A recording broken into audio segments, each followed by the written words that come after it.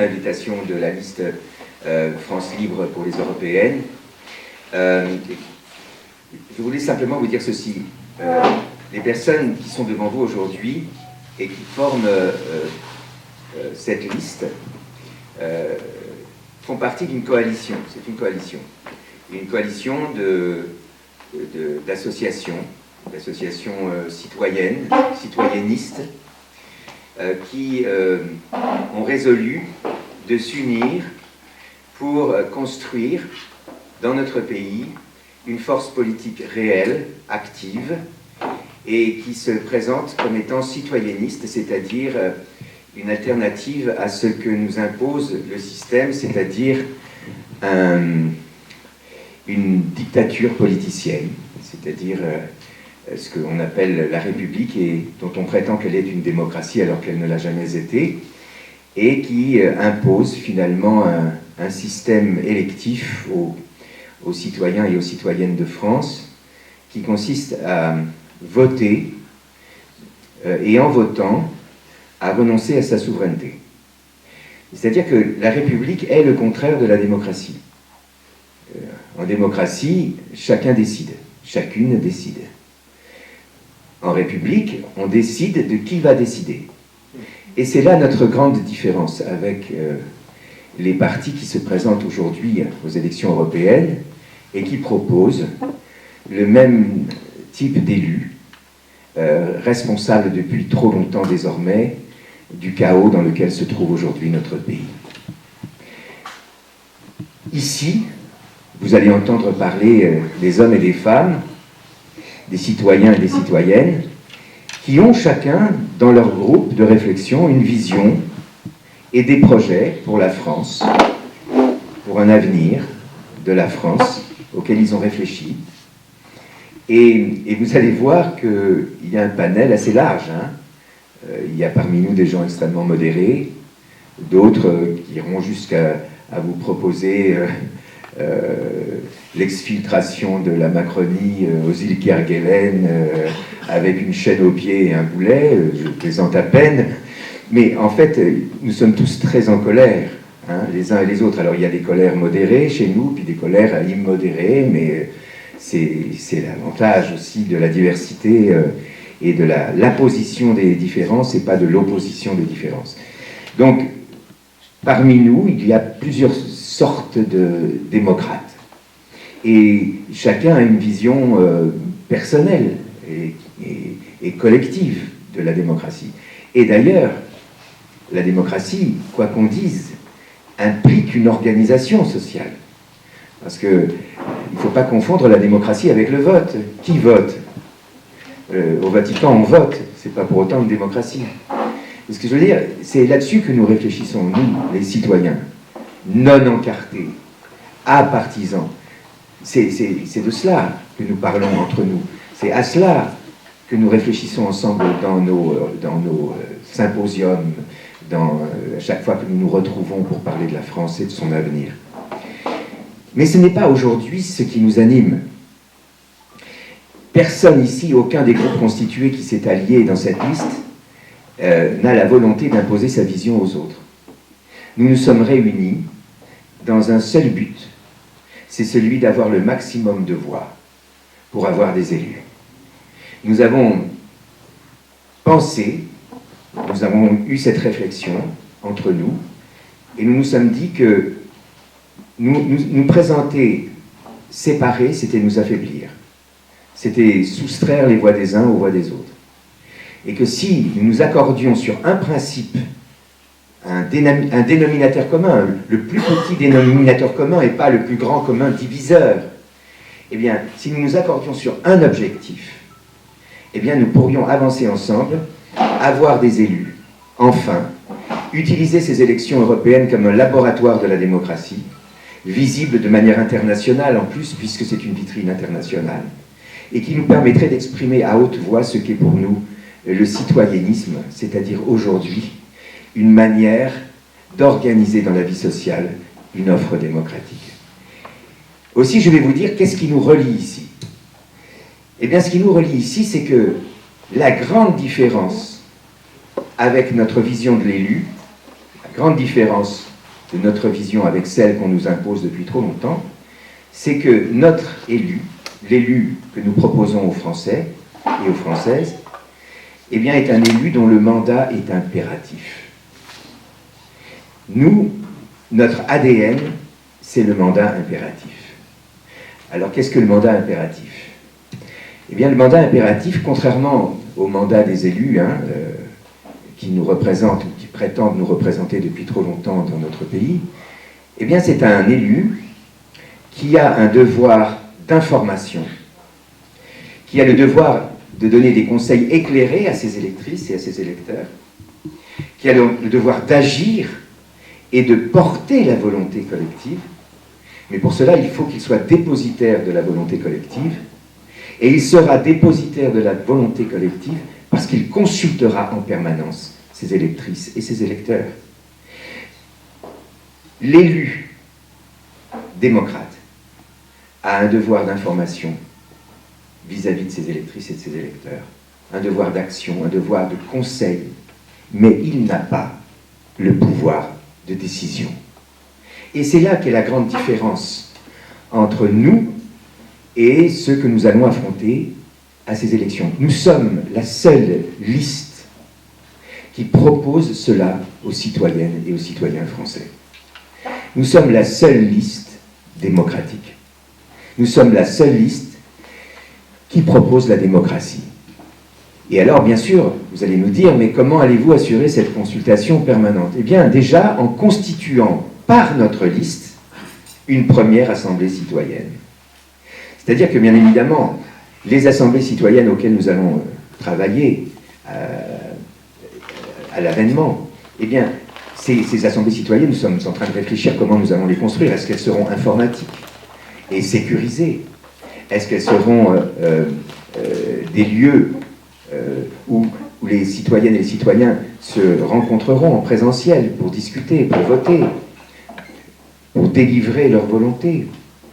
Ça, c'est ce à quoi nous allons travailler pour étendre les expériences que nous allons faire dans ce laboratoire de la démocratie à la nation, à toute la nation, à travers les propositions que nous allons faire. Mais en attendant, il faut que nous affirmions la différence entre nos élus, ceux qui seront élus dans notre liste, et les autres. Eh bien, la première différence, c'est que nos élus ne décideront de rien. Au moment de voter, après avoir discuté, après avoir informé nos électeurs et nos électrices, eh bien, ils se retourneront vers les 81 personnes qui vont composer cette liste, qui elles-mêmes représenteront des groupes constitués, vers lesquels ces personnes se retourneront justement pour recueillir leur volonté. Et après avoir recueilli la volonté de tous les groupes représentés par les personnes qui composent la liste que nous allons proposer aux citoyennes et aux citoyens français au cours de ces élections, eh bien, les élus, ceux qui seront élus, ceux qui siégeront à l'Assemblée européenne, eh bien, iront délivrer, porter, poster la volonté exprimée par les 81 personnes qui auront voté et qui elles-mêmes représenteront les groupes dont elles font partie. Ce sera, cette liste de 81 personnes, notre première assemblée citoyenne. Ce sera notre laboratoire de la démocratie. Mais il sera clair pour tous ceux qui auront voté pour nous, pour toutes celles qui auront voté pour nous, il sera clair que les personnes qui siégeront à l'Assemblée européenne n'auront pas le pouvoir de décision. Que la décision appartiendra à l'Assemblée citoyenne qui les aura portés aux responsabilités. Cette métaphore de la démocratie va être la première pierre du système démocratique que nous allons proposer aux Françaises et aux Français. Et en cela, c'est une véritable révolution idéologique que nous proposons aujourd'hui au peuple français. Et en cela, si nous proposons cette révolution au peuple français aujourd'hui, je considère que l'union que nous représentons ici, l'union de tous ces groupes citoyens, est d'ores et déjà un événement historique pour notre pays. C'est la première fois que se réunissent des groupes citoyens qui n'ont pas la même vision, mais qui ont le même objectif. C'est la première fois que nous réalisons cette union dans notre pays. Trop souvent, nous sommes allés affronter le système républicain en ordre dispersé. Eh bien, aujourd'hui, la bonne nouvelle que nous voulons vous adresser, c'est que ce temps est révolu. Le temps de l'union est arrivé sur le boulevard des Européennes. Voilà. Je vais donc à présent passer la parole à tous ceux qui ici représentent un des mouvements qui se sont alliés et coalisés. Et avant, je voudrais simplement dire et remercier mon frère Dieudonné, qu'il a fallu, comment dire, j'ai plaidé pour qu'il me rejoigne. Après avoir eu une action politique d'une quarantaine d'années, puisque tous ces sketchs sont des messages politiques, comme beaucoup de mes chansons, pour ne pas dire la majorité de mes chansons, sont des textes engagés, ces sketchs sont des sketchs engagés. C'est vrai qu'à un moment donné, comme moi d'ailleurs, nous avions résolu l'un et l'autre de ne plus nous mêler à ce débat, à l'action politique, et nous avions un peu résolu l'un et l'autre de nous en tenir à nos chansons et à nos sketchs. Mais il y a un moment où on s'est fait l'un et l'autre la réflexion du rôle de l'artiste dans la société. Et dans cette société où les artistes sont des missionnaires, c'est-à-dire dans leur rôle qui est de dénoncer les abus du pouvoir, d'éveiller les consciences, nous nous sommes dit l'un et l'autre que notre devoir était aussi de montrer l'exemple, de l'engagement. Car ici, les gens qui sont rassemblés ne sont en fait, en tout et pour tout, qu'une force de proposition. Nous ne sommes qu'une force de proposition. Mais si tous ceux qui aujourd'hui s'abstiennent ne votent pas pour nous, si aujourd'hui ceux qui votent blanc ne votent pas pour nous, c'est-à-dire pour l'alternative que nous proposons, c'est-à-dire pour la volonté que nous avons d'abolir ce système, eh bien, nous ne pourrons pas agir. Nous continuerons finalement à être des artistes qui continueront à dénoncer les abus du pouvoir, qui continueront à proposer leur utopie, je n'ai pas envie de dire dans l'indifférence générale, puisque nous avons un public, mais sans jamais avoir la possibilité d'agir, et sans forcément donner aux citoyennes et aux citoyens français qui aujourd'hui ont la tête dans les mains l'exemple de l'action. Je pense qu'en nous exposant comme nous nous exposons, nous donnons un exemple et nous faisons notre devoir. Car je considère, et mon frère Dieudonné considère également, que l'un des rôles fondamentaux de l'artiste est aussi de montrer l'exemple de l'engagement. C'est Émile Zola, et je terminerai sur cette phrase, c'est Émile Zola qui disait que le rôle d'un artiste était de mettre sa notoriété au service d'une noble cause. C'est ce que nous avons décidé de faire, mon frère Dieudonné et moi-même. Et de ce fait, c'est tout naturellement que je lui donne la parole. Merci Francis. Non, vous pouvez applaudir vraiment Francis parce que c'est la locomotive de ce mouvement extraordinaire d'émancipation. Moi, je l'écoutais et comme on a eu pas mal de discussions sur cet univers, beaucoup de gens ne vont plus voter d'ailleurs, beaucoup d'abstentionnistes, et j'en faisais partie. Et j'en fais partie, enfin j'en fais partie jusqu'à aujourd'hui, puisqu'aujourd'hui j'ai décidé de m'engager aux côtés de Francis. Pourquoi ? Parce que déjà c'est un artiste, et que je trouve que les artistes doivent prendre la parole, c'est obligé aujourd'hui, on ne peut pas rester... Les artistes souffrent, sachez-le, d'un cadre de liberté d'expression qui se réduit. On ne peut plus s'exprimer en France. Tous les artistes vous le disent, et je suis évidemment un élément... évidemment un révélateur chimique de cette censure. Moi tout seul, je suis devenu un épouvantail dans le champ d'expression.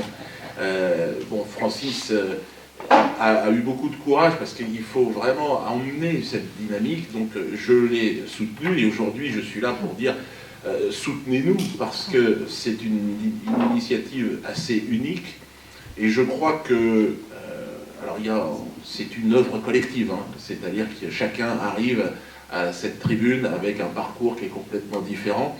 Et je sais que dans cette liste, il y a beaucoup de gens que j'ai croisés du temps des Gilets jaunes, et c'est vrai que les Gilets jaunes, c'est un élan naturel qui m'a porté, moi. Je veux dire, j'ai découvert une France qui me plaisait, une France solidaire, une France combattante et puis rassemblée, quoi. Il n'y a jamais eu de traduction vraiment dans le domaine politique, mais je pense que ça n'était pas le rôle de cet élan. Là, c'est un élan qui va mêler tout un tas de personnes, tout un tas d'univers. Moi, j'arrive avec mon histoire, alors une histoire qui est celle d'un artiste, d'un humoriste, qui effectivement a subi pas mal de pression de ce système. Darmanin, qui aujourd'hui, je crois, est aux Antilles et qui est en train de mettre la pression sur le peuple antillais, il organise, je ne sais plus quelle, encore la répression là-bas. J'ai sur place des amis qui me disent que ça devient absolument insoutenable. Des Antilles qui effectivement refusent d'accepter en fait les décisions de ce gouvernement et de cet État, et qui constatent qu'effectivement le racisme est là aujourd'hui. Les gens, liberté, égalité, fraternité, les droits de l'homme, c'est les droits de l'homme blanc, pour être très clair. Je veux dire, il faut arrêter de raconter tout et n'importe quoi. Et donc je vais pouvoir m'exprimer, et là c'est l'Assemblée européenne. L'Europe, qu'est-ce que l'Europe? C'est un vrai sujet pour un humoriste comme moi, avec des gens qui parlent des langues qui ne comprennent pas du tout. Et donc ça va être amusant pour moi. L'idée d'aller de toute façon être le caillou dans la mécanique, dans cette grande mécanique, si vous voulez, d'enfumage, de cynisme et de mensonge, ça me fait rire. Et je pense que c'est ma place. Tant qu'à voter pour un humoriste, autant voter pour un professionnel. Et c'est vrai que cet espace-là, si vous voulez, quand vous les écoutez, c'est tellement évident. Ce sont tous des gamellards. Ils vont à la gamelle. Moi, vous le savez, je vais à la quenelle. Je vais leur en glisser comme ils n'en ont jamais vu. Et parce que, imaginez-moi, dans cet espace-là, une belle petite quenelle là, et imaginez-moi avec une perruque et de rouge à lèvres, en train, si vous voulez, d'animer cette grande farce européenne. C'est ce que je compte faire. Alors, je sais qu'ici, il y a des gens qui vont défendre des idées très nobles, parce qu'il y a eu des vraies réflexions sur la société, des vraies réflexions politiques. Encore une fois, c'est une œuvre collective. Mon rôle à moi sera vraiment de démasquer les imposteurs, c'est-à-dire de les montrer comme ils sont nus. Et ils ont fait de moi un monstre, donc le monstre se présente face à eux, et puis je vais faire rire les gens, parce que qui est le monstre? Où se cache le monstre? En tout cas, croyez-moi, c'est pas moi. Et si on vous avait essayé de vous faire croire que je portais à moi tout seul le fardeau de la monstruosité, non, je crois que l'homme est tel qu'il est. Moi, je me suis apaisé. Vous savez que j'ai été en confrontation pendant un certain temps, puis je suis sorti de cette confrontation avec certaines associations, et aujourd'hui, je regarde un monde qui ne sait pas pardonner. Moi, je sais pardonner. Moi, je sais demander pardon, et je sais accepter le pardon. Il y a des gens qui pensent qu'il ne faut ni pardonner, ni oublier. Il faut oublier et pardonner de toute urgence, dans un monde qui est prêt à s'entretuer. Donc on sait pardonner, parce qu'avec Francis, on n'a pas toujours été comme on l'est aujourd'hui. On sait pardonner, et c'est ce bâton de pèlerin qu'on a ensemble, et qui nous permet aujourd'hui de dire, voilà, France, pardonnez-vous entre vous, et puis rejoignez-nous, et puis on va peut-être enfin réussir à créer quelque chose qui ne se fait pas contre, mais qui se fait avec le pardon. Parce qu'il faut pardonner tous ces politiques. Vous savez, ils vivent grassement, grâce à vous, grâce à vos impôts, mais on n'est pas là pour les blâmer. Le jeu était ainsi, jusqu'à ce que nous arrivions. Et effectivement, on va les mettre à nu, on va mettre ce jeu complètement à nu, et puis on va raconter aux gens. Voilà, on va leur expliquer. Et puis comment vont-ils réagir face à quelqu'un comme moi? J'ai hâte, moi, de les rencontrer. Mais il faut qu'ils rencontrent toutes ces personnes qui ont beaucoup de choses à dire. Alors maintenant, je suis à l'âge de la transmission aussi, donc c'est ce que je suis en train de faire sur scène. J'ai un travail que j'ai eu la chance d'avoir un travail extraordinaire qui m'a plu, qui me plaît, mais je sais que je dois aussi apporter ma pierre aujourd'hui à l'édifice du vivre ensemble, de quelque chose d'apaiser les populations. Je vais parler au nom, aux Antilles, de la population noire qui souffre, et qui est une population qui me touche particulièrement, puisque je suis noir, mais bon, j'ai une mère blanche aussi, je ne l'oublie pas, ma mère, mais je suis né noir, et je sais que au Cameroun, par exemple, le salaire moyen est de 50 €, alors que nous avons des matières premières là-bas, des richesses incroyables. Et je pense que vous avez vu ce qui s'est passé au Mali, au Burkina, au Niger. Il y a aujourd'hui, la France est en train de perdre tout ce rayonnement qu'elle pouvait avoir dans ces pays-là. Pourtant, la France, c'est un pays qui était aimé, sincèrement, qui était un phare. Et la France est en train de tout perdre en ce moment. Alors moi qui suis biologiquement la France-Afrique, je sais que le lien est possible, et je pense que notre rôle sera aussi de faire une passerelle entre cette Europe raciste et cette France-Afrique. Et l'Europe aujourd'hui, les décisions européennes sont des décisions racistes, il faut le dire. Racistes, il suffit de voir l'attitude des Européens, c'est-à-dire on voit ce qui se passe en Ukraine, et puis ce qui se passe dans le reste du monde, on s'en fout complètement. Et je trouve que ça n'est pas normal. En Afrique, il y a une bonne partie de l'Afrique qui parle le français. Il y a un lien entre le peuple français, la population française et la population africaine. C'est dommage de l'envoyer aux oubliettes, tout ça, et on a quelque chose à faire. Et moi aussi travailler pour que les Africains qui sont ici, en allant à l'Europe, leur dire, bon, il faut maintenant qu'on puisse repartir en Afrique et reconstruire nos pays. Et donc cette rémigration, il faut qu'elle soit volontaire, humaine, et qu'elle soit... Et je sais qu'il y a un grand nombre d'Africains qui aujourd'hui ne rêvent que de ça. Mais bon, ils viennent gagner un peu leur vie ici, avoir une retraite et repartir. Parce que le jeu est ainsi fait aujourd'hui, il faut le changer. Donc si je peux apporter encore une fois, moi, ma pierre à cet édifice-là, ben je vais le faire. Tout ça dans le respect de chacun, dans l'amour et dans le pardon. Vous voyez, je peux pas être plus en paix que je le suis aujourd'hui, parce que Francis a amené une dynamique, et je crois que les gens qui sont autour de moi, ce sont dans l'esprit vraiment des gilets jaunes, c'est-à-dire des gens qui hésitaient. Les gilets jaunes ne se sont pas structurés en partis politiques, et c'est ça qui m'a plu. Et aujourd'hui, on est là parce que, bon, il y a une utopie qui vient d'un artiste, un poète aussi, et un intellectuel un peu fou, un philosophe, et peut-être que finalement c'est mieux de suivre une personne qui a une vision peut-être très ambitieuse du monde. Mais soyons fous, demandons l'impossible, et suivons cette liste, et votons pour cette liste. Merci Diego. Alors, je vais maintenant vous passer les divers intervenants qui vont se passer le micro eux-mêmes. Et je vais commencer donc par Anne-Laure, et chacun va se présenter. Voilà, donc Anne-Laure, je te passe le micro, tu te présentes et puis tu parles, tu dis ce que tu as dans ton cœur. Enchantée tout le monde, merci d'être là aujourd'hui. Donc Anne-Laure Delino, 43 ans, parisienne, intermittente du spectacle. Parcours atypique comme beaucoup de gens, parce que je suis quelqu'un qui s'ennuie facilement. Arrivée dans le monde de la politique, politicienne, systémique, des carriéristes, calculateurs, au moment du Covid. Avant, je ne m'intéressais qu'au respect de la sentience animale et à l'adjuvant à l'unique, entre autres, deux, trois trucs. Et au final, je me suis rendu compte qu'il y avait beaucoup de regroupements, beaucoup de collectifs et beaucoup de mouvements citoyens qui avaient exactement le même objectif, obtenir un peu de pouvoir sur les décisions qui les incombent, mais qu'ils avaient des moyens différents, donc que ce soit au niveau d'aller aux urnes ou de pas aller aux urnes, parce qu'un vrai démocrate, après tout, ne vote pas.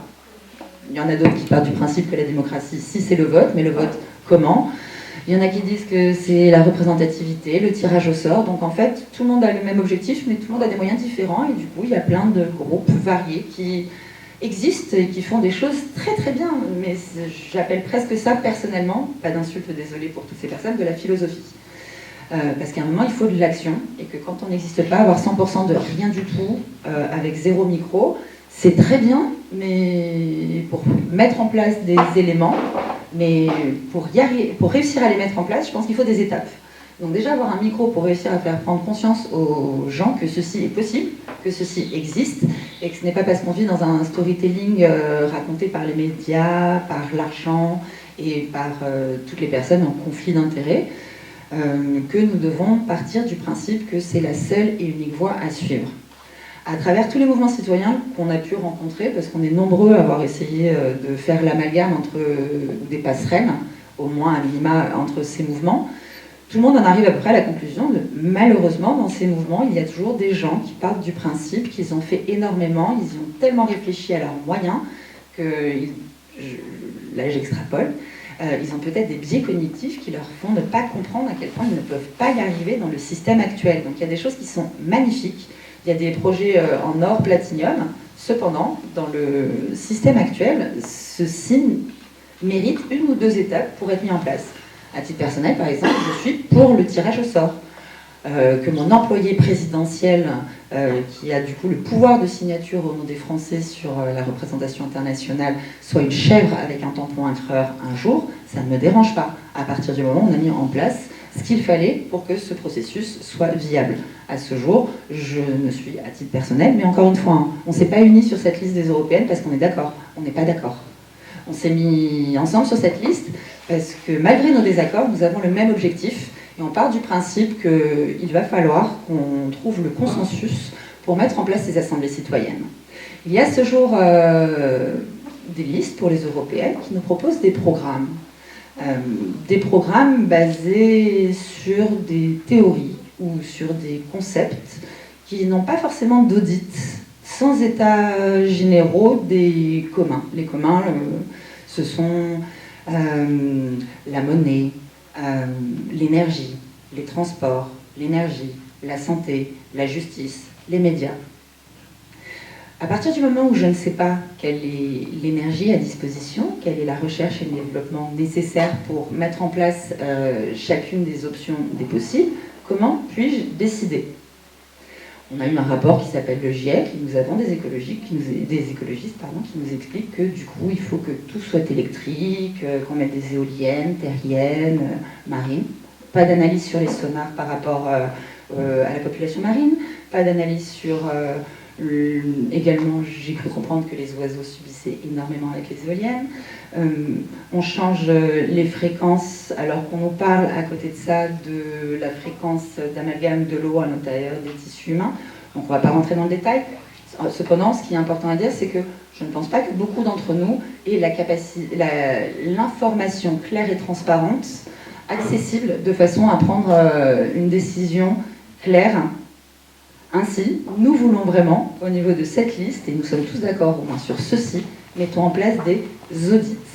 Donc, il faut mettre en place ces audits et tous les candidats de cette liste s'engagent à participer à ces audits. Ces audits permettront ainsi d'avoir des débats contradictoires avec des faits et ainsi, les assemblées citoyennes pourront être mises en place partout où on peut aller à travers la France. Et puis c'est même pas en France, hein, c'est en Europe. On a rencontré, beaucoup d'entre nous ont rencontré des Allemands, des Italiens, des Espagnols ou autres. Enfin, et partout, on nous parle du local qui devrait avoir plus de pouvoir et remonter les informations à l'échelon supérieur, puis au national, et qu'il faudrait que ce soit plus les territoires qui prennent des décisions pour eux-mêmes. Les programmes à ce jour, on a... en France, par exemple, nous avions Macron qui, en 2017, on avait Castaner qui nous faisait un face-cam pour nous rappeler l'engagement du gouvernement à sortir du glyphosate sous 3 ans. Comme quoi, les programmes n'engagent que les personnes qui les ont cités, mais n'engagent absolument rien d'autre, puisque de toute façon, à partir du moment où on ne respecte pas son programme, dans le système républicain actuel, électif tel qu'il est fait, même si on va à l'encontre de la loi, qu'on ne respecte pas les directives, ou qu'on ne respecte pas la loi et qu'on fait passer des décrets sans donner aux citoyens les informations obligatoires pour mettre en place des mesures exceptionnelles, il n'y a pas de souci. Donc effectivement, le citoyen a des recours. Les recours sont compliqués, il y a des personnes qui savent bien mettre en place les recours, ou rappeler le fait qu'il y ait des recours, mais personne ne les écoute, et de toute façon, le storytelling va tellement rapidement qu'il y a déjà une autre histoire, et que nous oublions ce qui se passe. Ainsi, les audits, l'Assemblée citoyenne et un financement aidé par les futurs élus permettra, je pense, à la France d'avoir une meilleure information claire et transparente et à tous les citoyens de prendre de bonnes décisions, parce que très souvent, en réalité, quand on n'est pas d'accord, c'est parce qu'on n'a pas les mêmes informations et que du coup, on n'en a pas tiré les mêmes conclusions. En réalité, quand on a tous les mêmes informations, quand on nous dit qu'une injection n'a pas été testée contre la transmission, nous pouvons tous être d'accord pour nous dire que si nous allons nous faire injecter, c'est pas pour protéger papy et mamie. C'est une évidence, c'est un fait. Donc, je pourrais parler pendant des heures, mais je vais laisser le micro. Bravo. Bravo.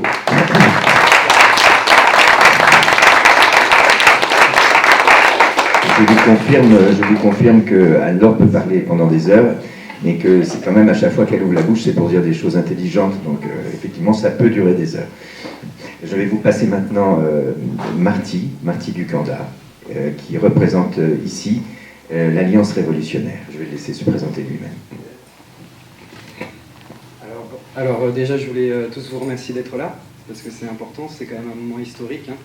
C'est une des premières fois, donc voire la première fois qu'on a une union de plusieurs listes citoyennes ou de mouvements, de collectifs. Pour me présenter brièvement, donc, je suis un ancien militaire. J'ai signé après le Bataclan. Donc à mes 17 ans et demi, j'étais déjà engagé pour mon pays, donc pour le drapeau, parce que j'aime mon pays, j'aime la France, j'aime la culture, comme je pense vous tous ici.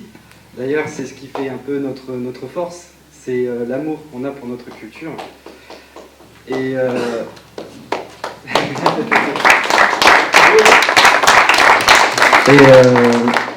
au-delà de ça, j'ai toujours été un peu un révolutionnaire, d'où le nom, l'Alliance révolutionnaire déjà.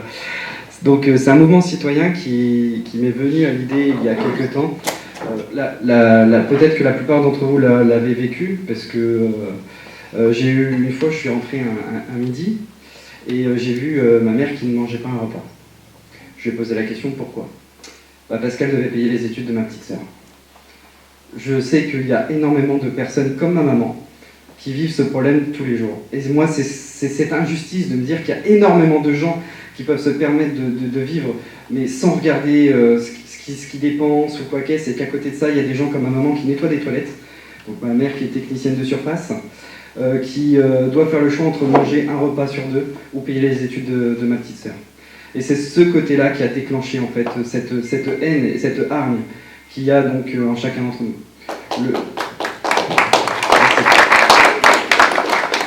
Il y a un autre combat qui me tient à cœur, et d'ailleurs vous pourrez tous regarder autour de vous. Est-ce que vous voyez énormément de jeunes ici, mis à part les gens de mon équipe? Pourquoi? La question est pourquoi? En fait, il n'y a pas de jeunes, car le problème de nos politiciens, c'est qu'ils ont cette tendance fâcheuse de compliquer tout. C'est-à-dire qu'ils vont expliquer des choses simples avec des mots compliqués. Là où nous, on se bat depuis quelques mois maintenant pour justement faire l'inverse. Expliquer avec des mots simples des choses qui sont compliquées. Vulgariser la politique. En fait, ils font exprès de mettre le niveau assez haut au niveau des langages pour que nous paraissions pour des idiots. Sauf qu'il est temps que la peur change de camp, comme on dit. Donc l'objectif déjà, c'est déjà de se rassembler, parce que on est tous divisés entre les clivages à droite, à gauche. Mais comme je dis, le combat de notre génération, ce n'est plus la gauche et la droite, mais c'est le mondialisme contre le souverainisme. Et c'est le combat de notre génération. Et on est dans un tournant historique. Donc maintenant, c'est à vous de faire le choix. On ne peut pas prendre des décisions à votre place, parce qu'on n'en a pas le pouvoir. J'ai entendu dire que l'idéal, ça serait de mettre un caillou dans la machine pour tout détruire. Ou de venir avec du maquillage au Parlement européen. J'avoue que je serais plutôt chaud pour le faire aussi. Mais il est temps qu'on reprenne les choses en main. Je vous demande à tous de croire aussi en la jeunesse, parce qu'on a beaucoup le message facile de dire que les jeunes ne savent rien faire. Je peux vous assurer que j'ai une équipe de jeunes qui travaillent beaucoup mieux que certains de nos politiciens actuels, et avec qui j'ai l'honneur et la chance de pouvoir les présenter.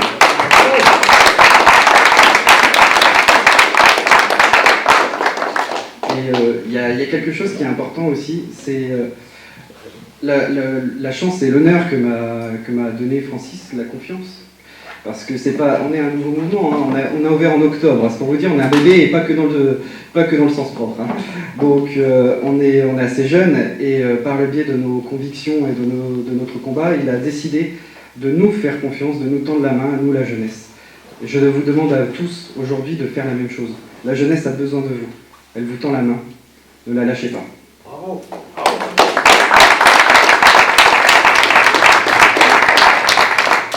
Et je tenais tous à vous remercier, et puis je passe la main. Voilà.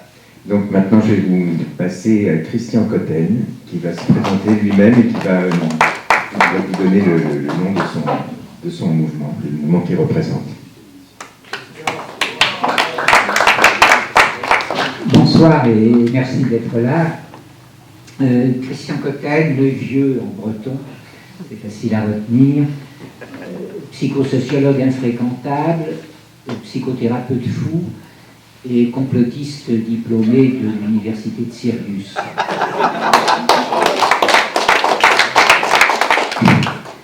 Il y a 15 ans, Dieudonné m'invitait à monter sur le plateau du théâtre de la Main d'Or avec un vieil ami qui s'appelle Marc Vercouter, qui était docteur en médecine, qui est décédé maintenant. Et tous les trois, nous avons fait ce jour-là, c'était en septembre 2009, tu t'en souviens sûrement. Nous avons fait un sketch qui nous a bien fait rire à propos de la grippe H1N1. Alors pourquoi je vous parle de ça?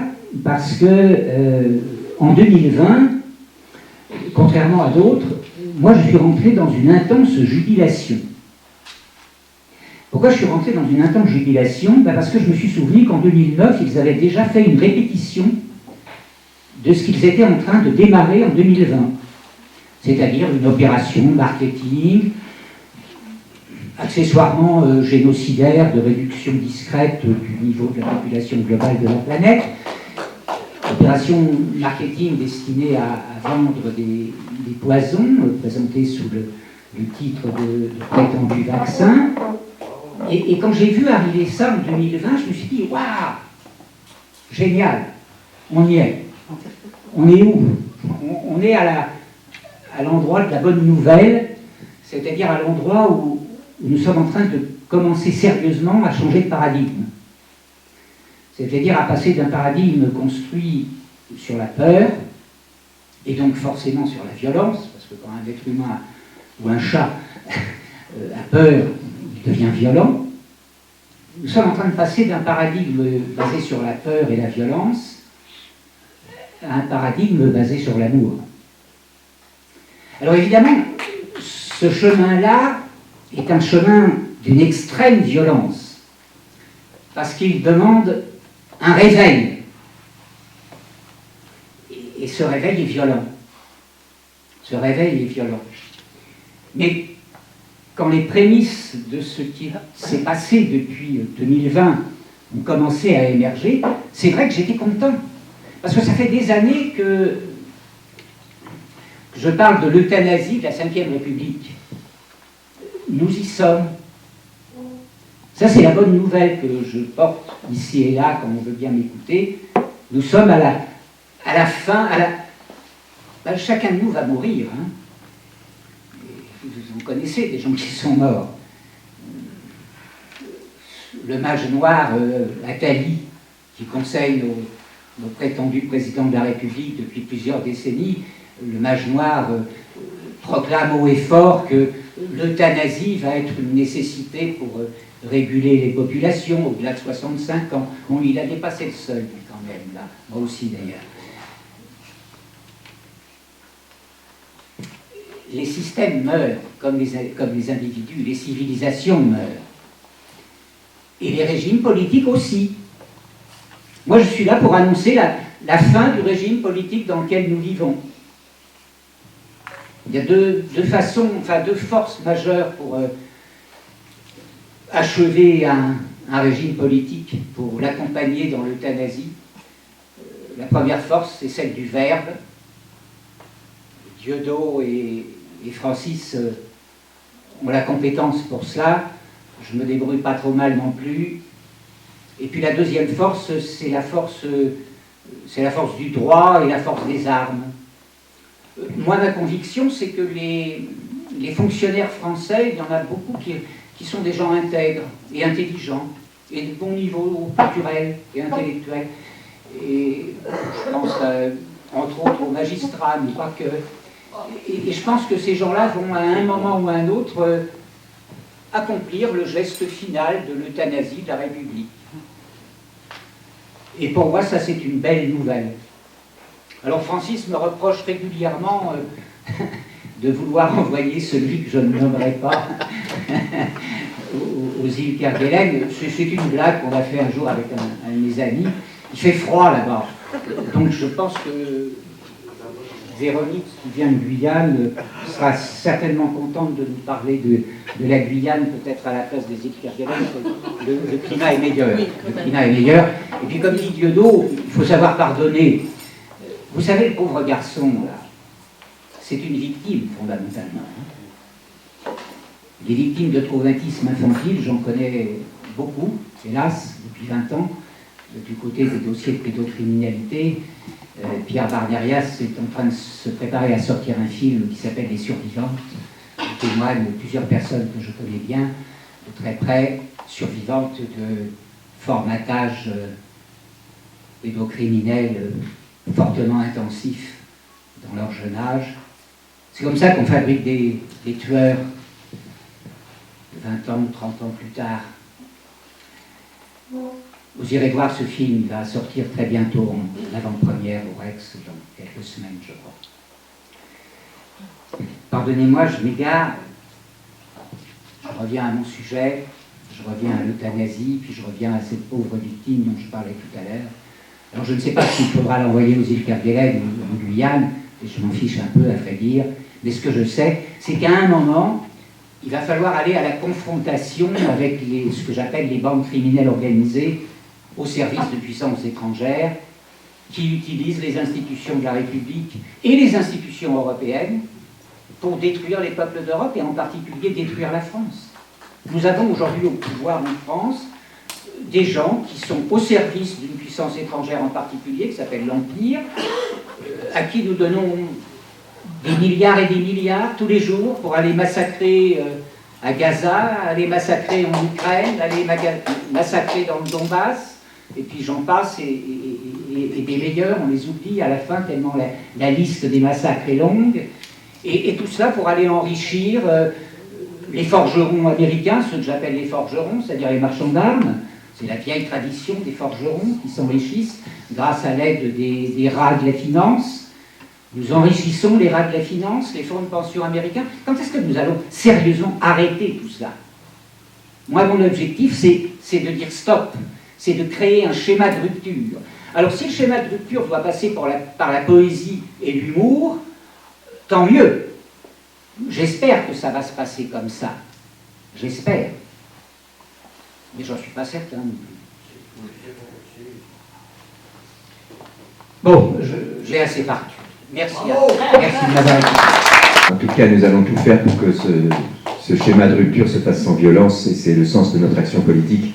Je pense que si notre action politique échoue, et là, s'il est à craindre, comme le disait ce cher Christian, que la situation de notre pays bascule dans la violence, hein, c'est sûr qu'on ne peut pas écraser la tête en permanence de la majorité des gens et la fouler aux pieds sans qu'à un moment donné les gens se rebiffent. Je veux dire, il y a un moment donné dans toute l'histoire du monde ça a été comme ça. Ce que nous souhaitons, nous, c'est pouvoir organiser cette révolte, mais de manière pacifique. Nous voulons justement agir pour empêcher la violence, et c'est pour ça que nous proposons une révolte par le vote. Voilà. Je passe la parole à Anastasia. Alors, bonsoir. Merci d'être là. Pour ma part, c'est la première fois que je prends la parole devant des journalistes. Alors, je vais essayer de ne pas trop stresser et de ne pas vous communiquer, parce que j'ai les stress qui communiquent très vite. Donc, je vais essayer de ne pas vous le communiquer, mais communiquer ma parole. On va faire les choses.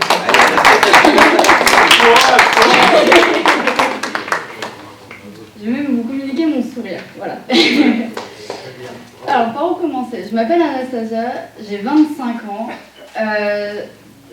Ça fait très peu de temps que je suis dans la politique. J'ai rejoint l'Alliance révolutionnaire, donc le parti de Marty, au mois de février. La raison, c'est que je me retrouve dans aucun autre parti politique. La petite anecdote, quand j'ai dû voter en 2017, je venais d'être majeure. Je suis un bébé 99, pour vous situer à peu près. Depuis toute petite, mes parents m'ont dit « tu vas voter, tu verras, c'est génial ». Voilà, moi, mes parents, ce qu'ils m'ont transmis comme valeur, je dirais, où le vote, c'est la façon de nous, citoyens, de pouvoir s'exprimer. Et j'étais là, je fais trop bien, je vais voter, je vais avoir ma carte électorale, je vais pouvoir voter et dire ce que je pense. Et ben, je me suis retrouvée nulle part. Mais vraiment nulle part. Et j'arrive dans le bureau de vote de ma ville, très fière de pouvoir représenter mon pays en tant que femme. Je prends les fameux petits bulletins, j'arrive dans l'isoloir, et là je me dis « Oh, ben, je vote pour qui ?» Eh ben, malheureusement, j'ai dû faire pique-nique douille, parce que personne ne m'intéressait.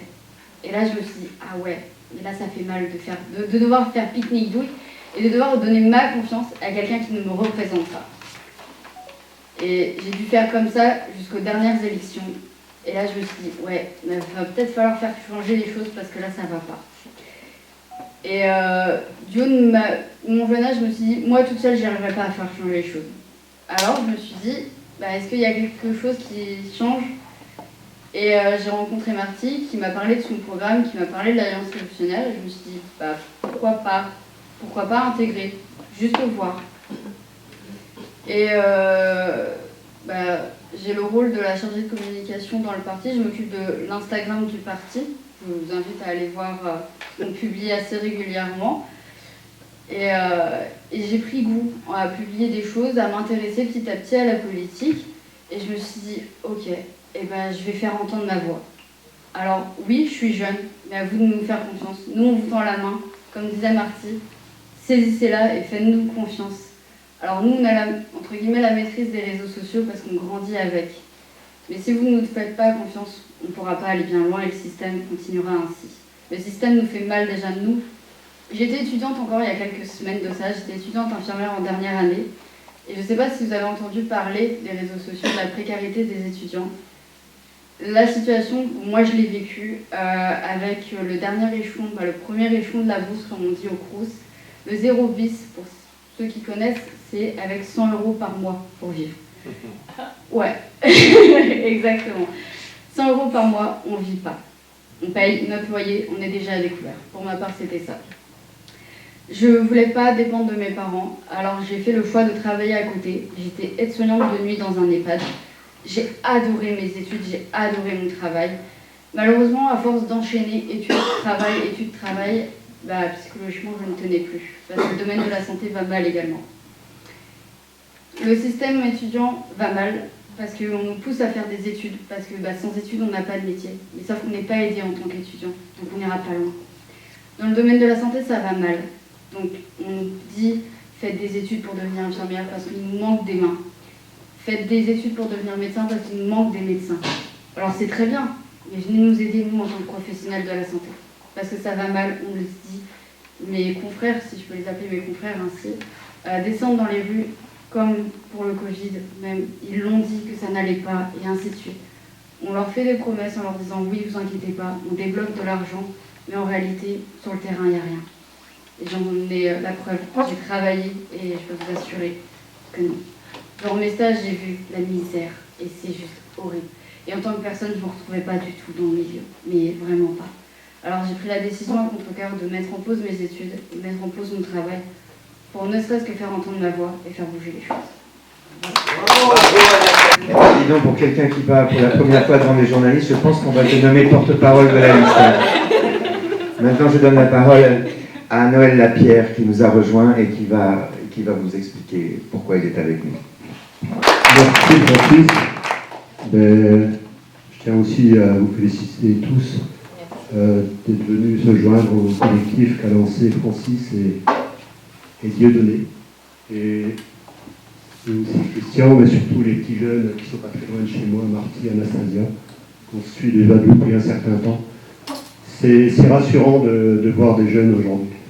Donc, je viens du département des Ardennes, je suis président d'un mouvement politique de MPI 7, qui n'est pas mis en avant par le système, un mouvement politique de fait. Je suis d'origine agricole parce que j'étais agriculteur bio, maintenant je suis en retraite. J'étais aussi longtemps dans une activité qui s'appelle le MLM. Donc j'ai encadré entre guillemets des centaines de personnes, aussi dans le sport. Et je suis surtout fils de chef FFI, d'engagé de la première division française libre. Pourquoi je vous dis ça? Parce qu'aujourd'hui, nos parents, mes grands-parents, c'est 11 ans de guerre, mes parents, c'est 6 ans de guerre, et ils se sont battus pour notre liberté. Et quand on voit ce qui se passe aujourd'hui, qu'on devrait parler de paix, et que finalement, on est en train de se demander où ces gens veulent nous emmener, on est à la croisée des chemins. Donc, au travers des expériences que j'ai vécues de toute ma vie, et j'ai eu la chance de pouvoir prendre ma retraite à 60 ans, je suis devenu un des coordinateurs au niveau des personnes de place d'armes, au niveau de groupes d'agriculteurs un peu partout en France, et beaucoup d'autres groupes un peu partout en France, mais surtout aussi sur la région parisienne, où j'ai pu rencontrer beaucoup de belles personnes qui n'avaient qu'une envie, c'est d'essayer de faire changer les choses. Parce que je pense que vous êtes tous d'accord avec nous, il y a quelque chose qui ne colle pas dans cette société-là. Alors soit on continue à regarder ce qui se passe, on croise les bras, et on n'essaye pas de faire quelque chose. Et moi aujourd'hui, j'ai 4 grands garçons, j'ai 7 petits-enfants, j'ai la chance d'être en retraite, et des fois on trouve drôle que des retraités aujourd'hui soient obligés de monter au créneau. Beaucoup de personnes de place d'armes, c'est des personnes qui ont entre 70 et 80 ans. En tout cas, ils m'ont permis de rencontrer des personnes un peu partout sur la façade d'Est de France, mais surtout des personnes en Allemagne.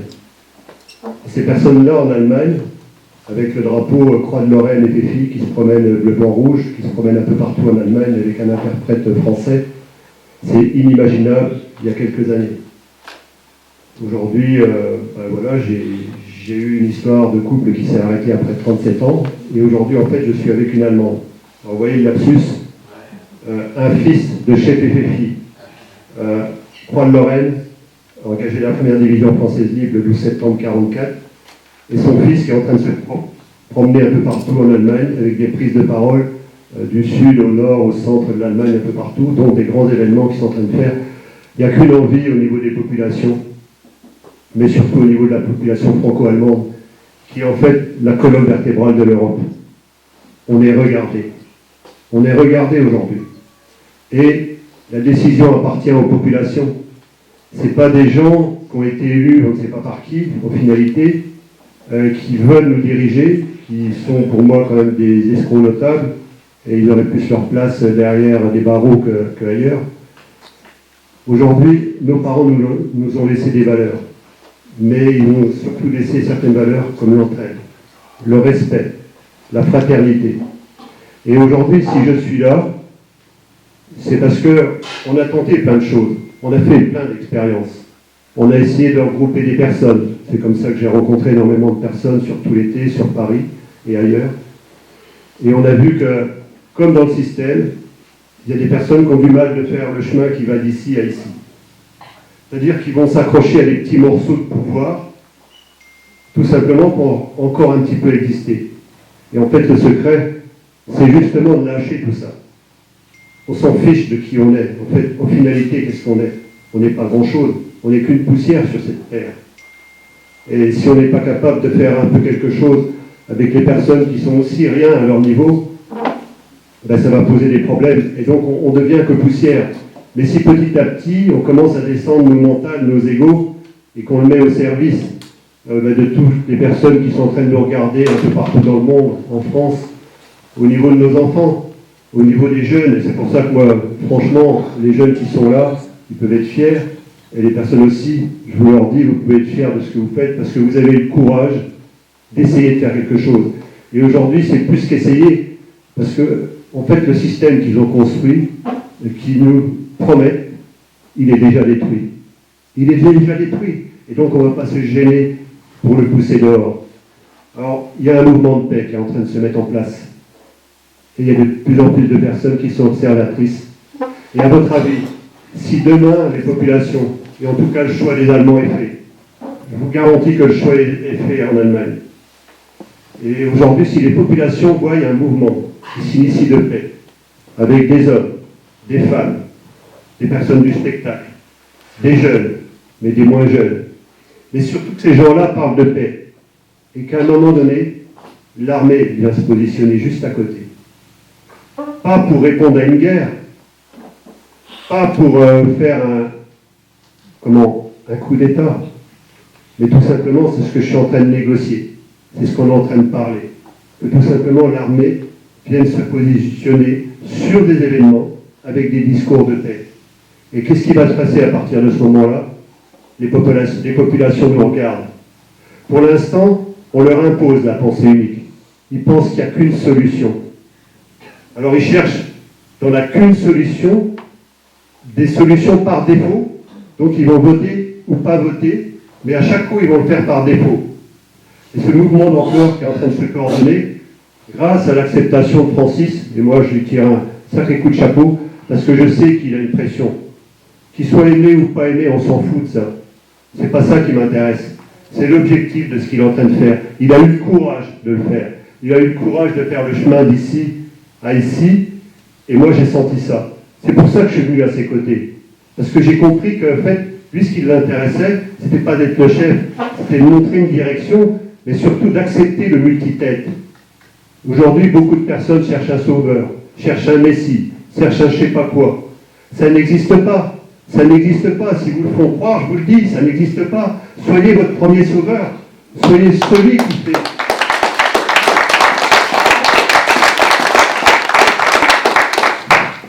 Ben, je crois qu'il va en rester là. Je vous remercie de votre écoute à tous et bonne continuation.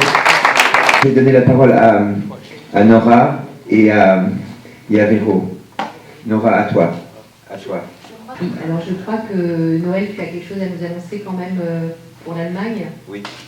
Le 27 Ah oui, je peux peut-être le rajouter. Bon. En fait, il y a des choses très très importantes qui sont en train de se passer sur l'axe franco-allemand. Il y a plusieurs très grands événements et je vous garantis que la coordination, les Allemands ont envie de la fraternité.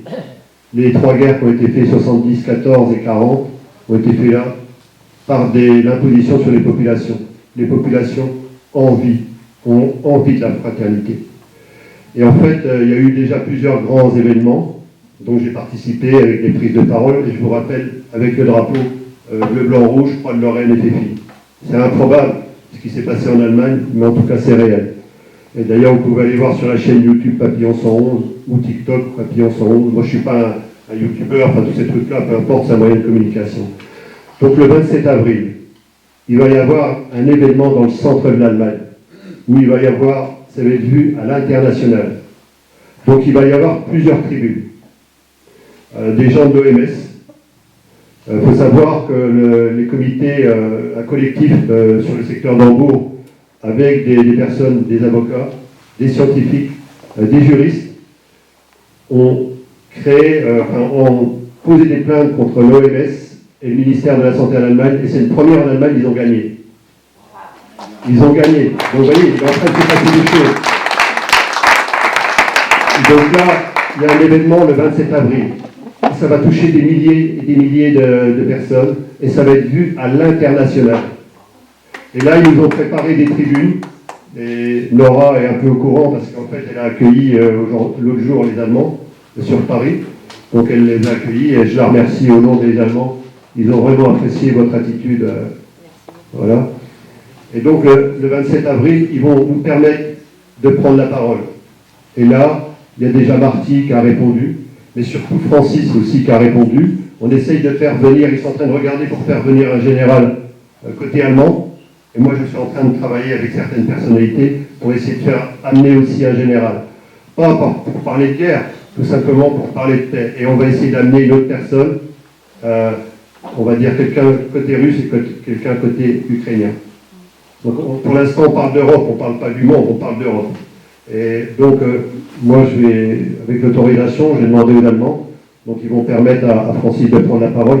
Dieudonné, écoute, si tu veux venir, j'ai déjà parlé de toi, tu es aussi le bienvenu.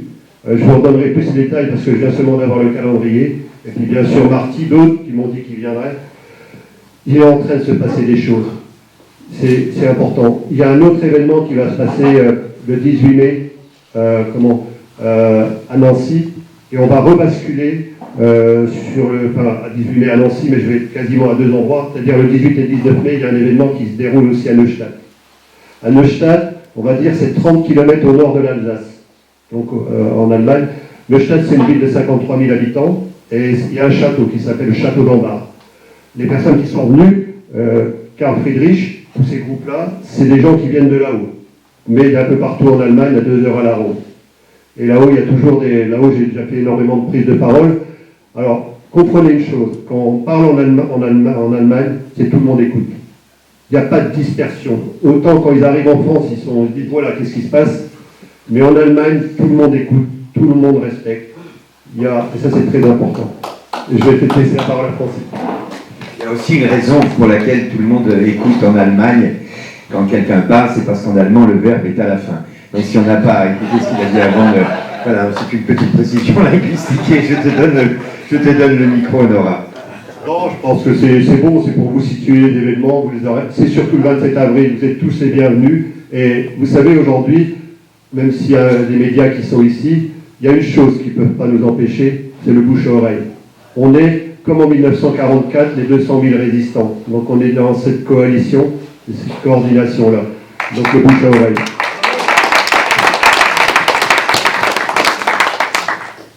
Alors, bonsoir. Eh bien, écoutez, merci Laurent.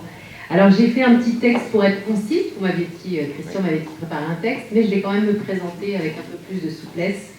Donc, je suis Nora Ouazani-Renou, et je suis, alors je vais préciser mes origines, car c'est très important, ce sont des peuples qui ont beaucoup souffert, et c'est pour ça que je mène des combats contre les injustices. Donc, issu d'un couple, une maman franco-allemande et un papa algérien. Je me positionne donc sur tous les fronts, enfin j'essaie, de par mon association, notre association, car il y a 5 membres fondateurs qui ne sont pas présents mais qui en font partie, donc sur toutes les injustices. Et je pense que se battre sur les injustices, c'est un tempérament. Et moi, je l'ai depuis que je suis toute petite. Je déteste ces injustices qui nous sont faites. Et j'ai toujours essayé de prendre part pour me battre ou de dénoncer quelque chose que je voyais qui n'était pas correct et qui était fait à autrui ou à moi-même. Enfin, voilà. C'est dans mon ADN. Mon papa a connu donc la colonisation française en Algérie, donc famille du FLN, Front de Libération Nationale. Et j'ai envie aujourd'hui de me positionner dans un front de libération nationale en France, car nous sommes colonisés par les mondialistes, et c'est ça qu'il faut identifier. Et une maman qui a souffert du rejet des siens, de la France, parce que c'était une petite fille de Bosch. Mais c'était juste une histoire d'amour entre une Française et un Allemand. Voilà. Et on nous parle aujourd'hui de racisme et d'un tas de choses, mais il faut savoir identifier son ennemi, et l'ennemi est le mondialisme.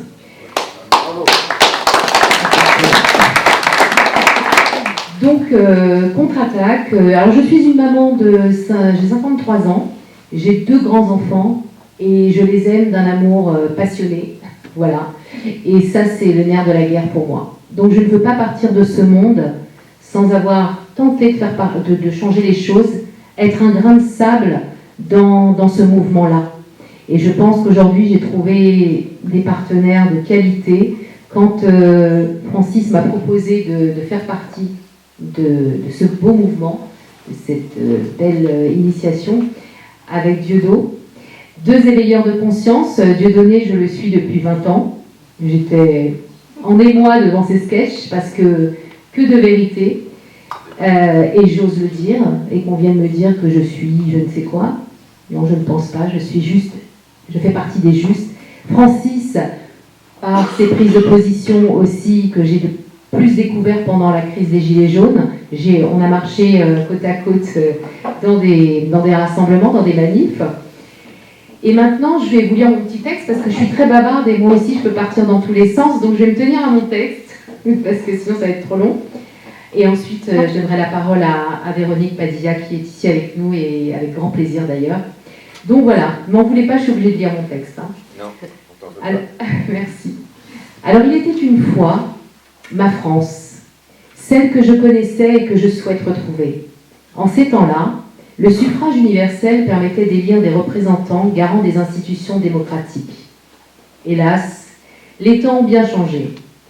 Aujourd'hui, nous sommes forcés de constater que nos pseudo-représentants élus par ce même suffrage ne nous représentent plus. Il n'y a plus d'aucune force d'opposition dans notre pays, uniquement dirigée à coups de 49.3 ou de propagande diffusée par le quatrième pouvoir que sont les médias d'État. Que dire également de la mainmise de la Constitution européenne, donneuse d'ordre, sur notre Constitution française, permis par le viol de ce fameux référendum de 2005, auquel les Français avaient dit non, à 54,86%, à cette Europe décidant de tout. Nous volant ainsi notre souveraineté nationale sans jamais que ce viol historique ne soit à ce jour condamné. Du fait de toutes les atteintes liberticides et assassines à nos droits de citoyens, je me positionne en tant que citoyenne française et candidate sur la liste France Libre pour porter les voix des sans-voix. Je souhaite que justice soit. Je souhaite que la corruption sorte de nos institutions. Je souhaite que nos concitoyens de toutes classes sociales, que tous les déçus de cette caste politicienne supposée et avérée mafieuse et corrompue, ce compte tenu de toutes les affaires, que ces citoyens déçus puissent prendre part aux questions et enjeux importants de la vie de la cité, ce par le biais de référendums, mais avant cela, par les urnes le 9 juin, pour une liste qui vous promet de tout son cœur et de toutes ses forces porter ce que nous voulons tous. Je souhaite un changement de paradigme démocratique au pur sens du terme, permettant à chacun de prospérer en paix dans tous les aspects de son existence. La santé, l'emploi, la sécurité, l'éducation. Que plus jamais les espoirs de chacun d'entre nous soient mis en danger ou brisés par les décisions ou l'inaction de politiciens n'œuvrant que pour leurs propres intérêts. Il est temps de reprendre notre pouvoir.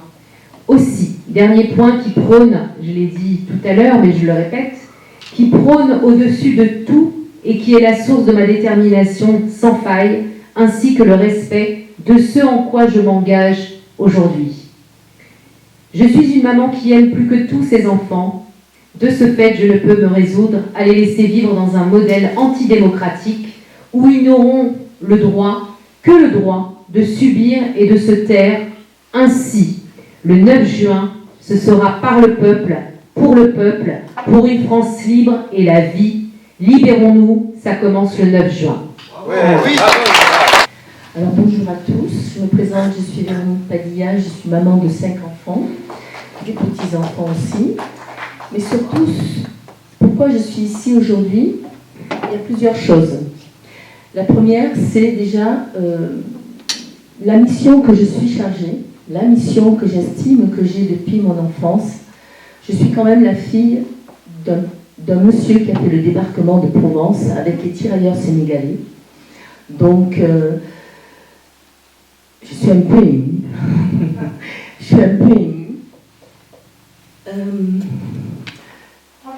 Cette mission est très importante parce que je vois mon pays partir en lambeaux alors que des hommes ont versé leur sang pour la liberté.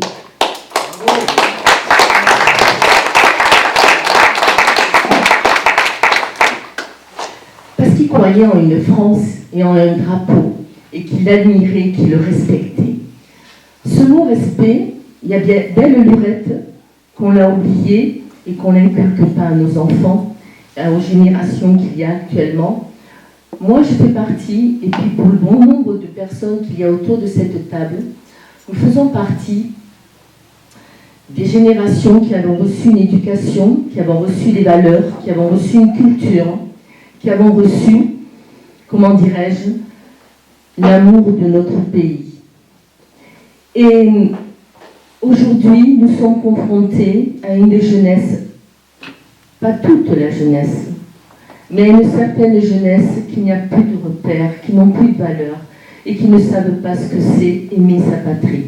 Nous avons autour de cette table des jeunes que je suis depuis un petit moment, et ces jeunes, et ces jeunes, je les suis depuis un petit moment et je leur ai toujours dit que ce qu'ils faisaient, c'était génial. C'était génial. J'ai un problème avec Non, c'est juste que c'est la direction. Vas-y, je te tiens le micro, vas-y, parle. C'est parce que je voulais que tu sois à côté de moi, Francis, voilà. Tout simplement. Mais oui, mais c'est stratégique, hein, c'est stratégique. Donc ces jeunes, je les suis depuis un petit moment, Marty, toute son équipe, et je leur ai toujours dit que j'étais toujours là, éventuellement, s'ils avaient besoin de moi, parce que nous, là, puisque tu l'as fait remarquer tout à l'heure, nous sommes une majorité d'anciens à vouloir changer les choses, mais nous sommes là pour justement épauler la jeunesse qui a envie de le faire, parce que eux, ils ont l'énergie, ils ont la force, et ils ont aussi la technique, parce que nous sommes les anciens, la preuve, techniquement, on ne maîtrise pas tout. On en est à la preuve, ne serait-ce que tenir un micro, ça devient compliqué. Donc, nous avons besoin de cette jeunesse, mais nous sommes ici parce qu'on a un savoir, on a une histoire, et on a vraiment les bases pour justement qu'ils puissent s'asseoir sur ces bases pour pouvoir évoluer et relever ce putain de pays qui est en train de se casser la gueule, et que si nous on n'est pas là pour les épauler, et eux pour agir, on est foutus. Donc on est ici aujourd'hui pour se rassembler. Nous sommes plusieurs personnes, plusieurs mouvements, de tout horizon, de toute origine, de toute culture, de toute religion. Mais on a la même détermination et le même objectif, c'est de relever cette France qui se casse la gueule. Il n'y a pas besoin de chercher, on le voit. Je suis désolée, mais d'être aussi franche et aussi brute de décoffrage. Mais à un moment donné, il faut appeler un chat un chat. Et ce que je tenais à dire, on nous attend tous là, au virage, pour voir si on va nous-mêmes se casser la gueule. Mais je vais vous dire quelque chose, on aura au moins tenté quelque chose au lieu de rester assis et attendre que ça se passe. On aura tenté quelque chose, et même si on ne va pas jusqu'au bout, moi je pourrais me regarder dans la glace en disant « Bien ma fille, t'as bien fait ».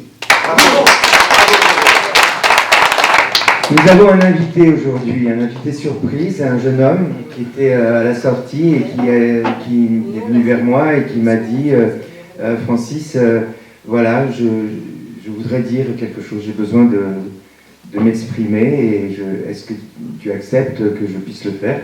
Alors je ne sais pas du tout ce qu'il vous a dit, mais voilà, un garçon qui vient vers moi et qui me demande est-ce que je peux m'exprimer, ben, je pense que si je ne suis pas capable de lui dire oui, j'ai rien à foutre ici. Voilà.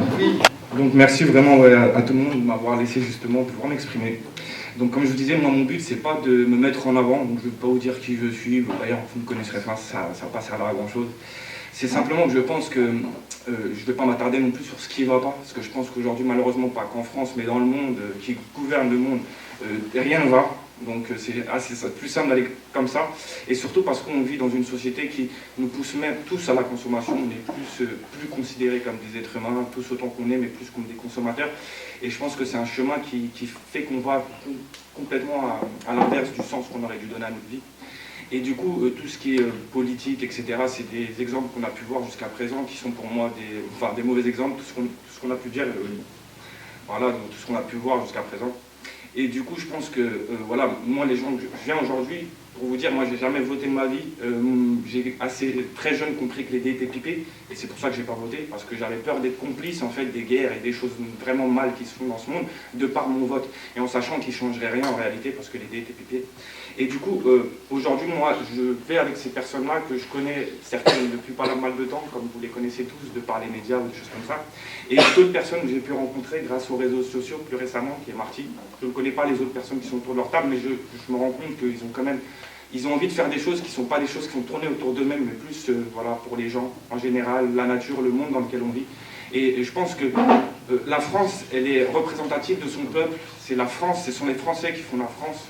Et aujourd'hui, je pense qu'il n'y a plus de Français, en fait. Et c'est pour ça qu'il n'y a plus de France.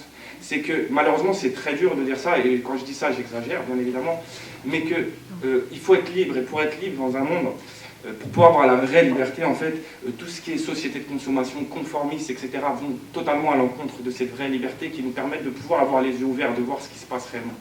Et du coup, moi, je pense que vraiment, on a tous un travail à faire à l'intérieur de nous-mêmes pour déjà redonner un vrai sens à notre vie, parce que c'est pas du tout le monde dans lequel on vit. Et à partir du moment où on aura tous les yeux un petit peu plus ouverts, je pense qu'on pourra tous ensemble savoir le chemin qu'on doit prendre. Et aujourd'hui, moi, le mot qui me dérange, c'est le politique, mais les gens qui sont autour de cette table ne me dérangent pas, parce que je sais que c'est des gens qui, de par pas seulement leurs mots, mais de par leurs actions, ont prouvé, et depuis certaines personnes, depuis très longtemps, qu'ils n'ont pas baissé leurs pantalons, ils n'ont pas retourné leur veste. Et je peux vous dire que moi, je ne les connais pas plus que ça, mais j'imagine, parce que je suis quelqu'un avec beaucoup d'imagination, qu'ils ont dû passer par des choses où on est loin d'imaginer, les guerres et les combats qu'ils ont faits, et qu'ils ont fait pour nous tous en réalité, et pas que pour eux-mêmes. Parce que ces gens-là représentent vraiment pour moi ce qu'est la France, la liberté d'expression, d'accord, la liberté, l'égalité, la fraternité, et c'est des gens qu'on a castrés, donc c'est totalement représentatif de cette France qui n'existe plus. Et donc je pense que c'est nous tous ensemble de notre côté, individuellement déjà, qu'on a un premier effort à faire pour pouvoir essayer de revenir vers la réalité, c'est-à-dire le monde qu'on a quitté quand on était enfant. La vérité, elle est là. C'est qu'il n'y a pas de monde d'adultes et d'enfants. Il y a le monde de la nature, de notre Créateur, pour ceux qui croient en Dieu, et du diable, tout simplement.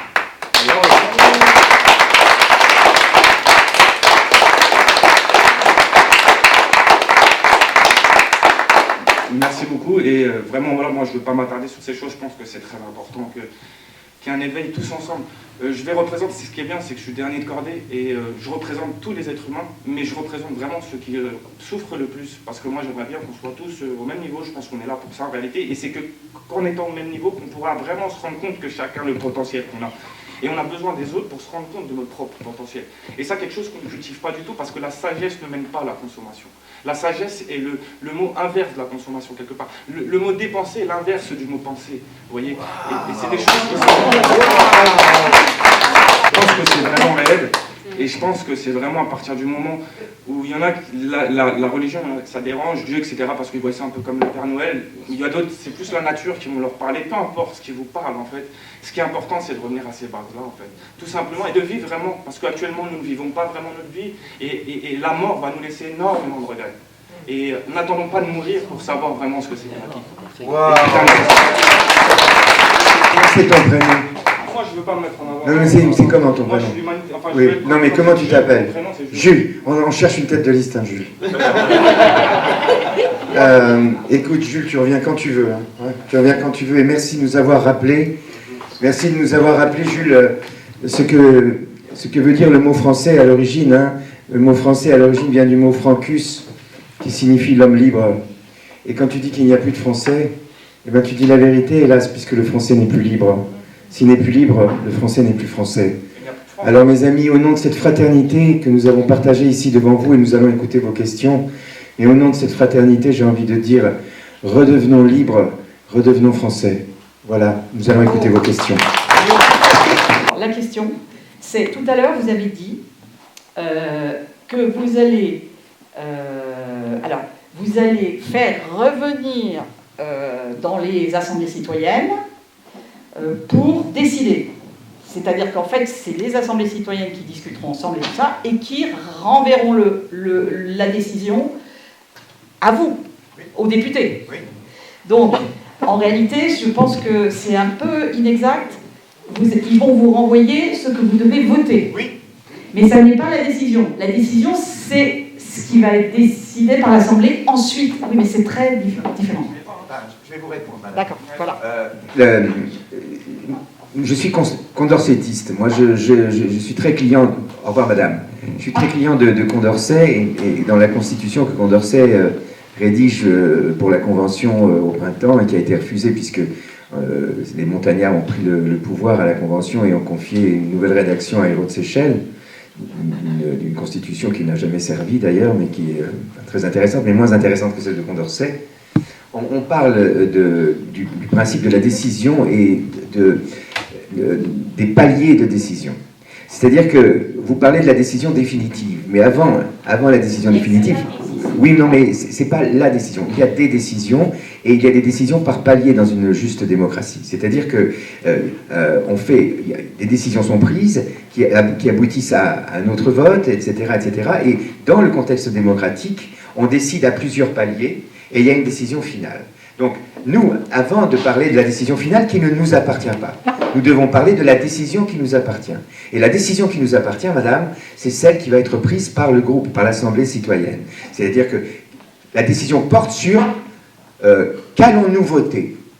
Et notre Assemblée citoyenne va prendre cette décision. Donc je ne parle pas de la décision finale, car hélas, en plus avec cette escroquerie, cette imposture dont parlait Christian, qui est celle du traité dit de Lisbonne, qui procède, comme le dit souvent Christian, du viol de Marianne, puisqu'on a désavoué le peuple en référendum, etc. etc. La construction de la décision finale, bien sûr, n'appartient pas à une forme... Mais c'est elle qui est importante. Non mais, madame, ce qui est important pour nous, ça n'est pas d'avoir la décision finale à l'Assemblée européenne. Ce qui est important pour nous, c'est de créer une force démocratique qui va justement être visible et montrer au peuple français comment doit se comporter et comment peut se comporter, hein, parce qu'il n'est pas, le peuple français n'est pas obligé de nous suivre, mais comment peut se comporter une collectivité qui veut décider et non plus décider de qui va décider. Nous voulons être une vitrine, nous voulons être une métaphore, nous voulons être une force pédagogique enseignant au peuple de France et du monde ce qu'est la démocratie réelle. Parce que c'est incroyable ce qu'on dit de la démocratie, madame. Quand j'entends des mots comme démocratie participative, mais d'abord, c'est un pléonasme, parce que la démocratie ne peut être que participative, mais quand on en est à faire des pléonasmes pareils, c'est la démonstration absolue que nous ne sommes pas en démocratie, et que la démocratie n'existe pas. Quand j'entends parler de démocratie représentative, là je mets un bémol. À partir du moment où on délègue sa souveraineté et qu'on renonce à sa souveraineté, je ne vois pas en quoi, chère madame, on peut parler de démocratie. En revanche, et là, je reviens, et je suis très intéressé par ce que vous proposez. Parce que si vous avez réfléchi sur la manière de mettre en place des structures informatiques d'assemblées citoyennes sécurisées, ça nous intéresse beaucoup parce que, justement, on travaille là-dessus.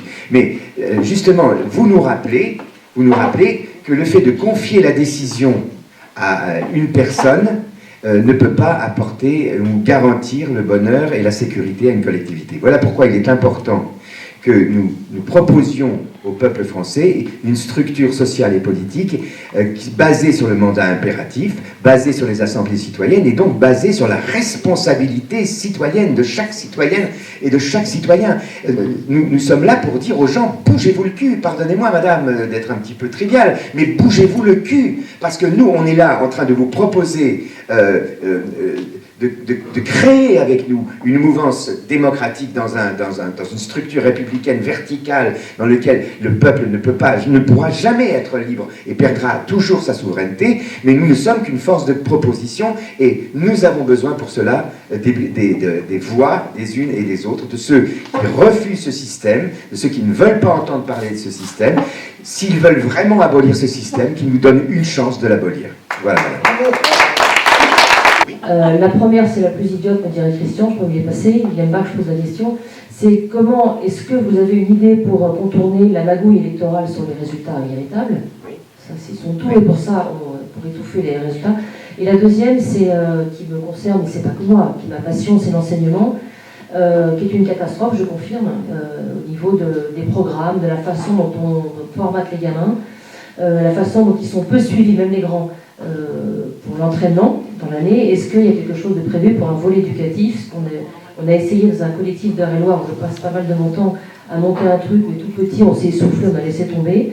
Et moi je rêve d'une école de l'excellence, une école où on apprend à bien parler, pour bien penser, une école où on encourage, une école où on apprend, et au lieu de baisser le niveau, parce que les notes sont pas assez bonnes, de monter le niveau.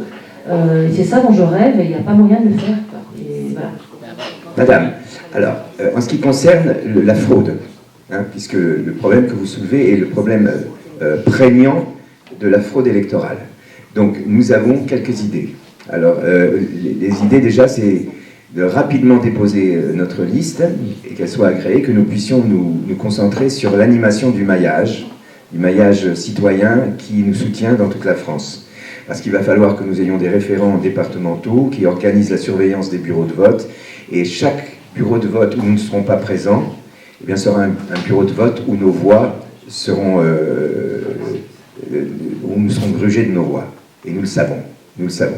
Donc ça, c'est un gros travail que nous avons fort peu de temps pour organiser, mais tous les groupes que nous représentons disposent déjà de forces sur le terrain, et nous allons essayer de sauver et de protéger nos votes dans le maximum de bureaux de vote.